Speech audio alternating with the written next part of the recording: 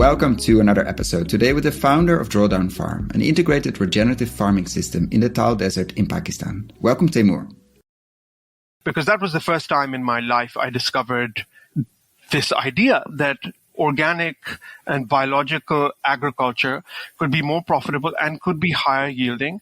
And this entire story that we've been fed that organic cannot feed the world is completely, hogwash. I assume that organic always means the cost of production is much higher and we cannot feed the world that way. It's a privilege for the few. But as I researched, and so I started looking at organic cotton. How does organic cotton do it? Is it possible? And I discovered, India is the largest organic cotton producer in the world, and Turkey is the second largest. So then I started looking at how the farmers doing it there. I discovered a very fascinating study out of an Indian state called Madhya Pradesh. And this study was done by a local ag university, and they looked at data for side-by-side farmers in Madhya Pradesh who were certified organic versus their neighbors, literally side-by-side farmers who were still doing BT cotton GMO seed. And the results they came with were really surprising for me. 10 years later, the organic farmers had higher yields than their GMO counterparts.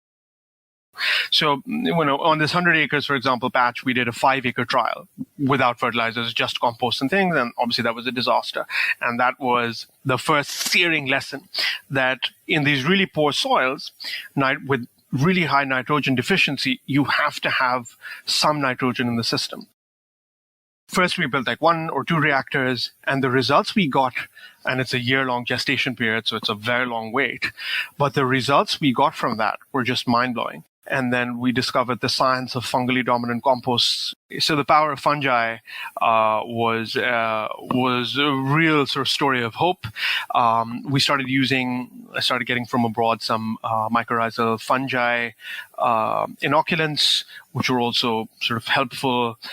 So we started doing, these systemic changes. And then, it was just aggregating one thing on top of another. As we were learning more and more things, then we started doing bioferments.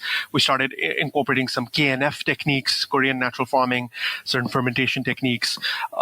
We started making, you were getting really many of our own. Yeah. Exactly. A lot of our own amendments, fish hydrolysates.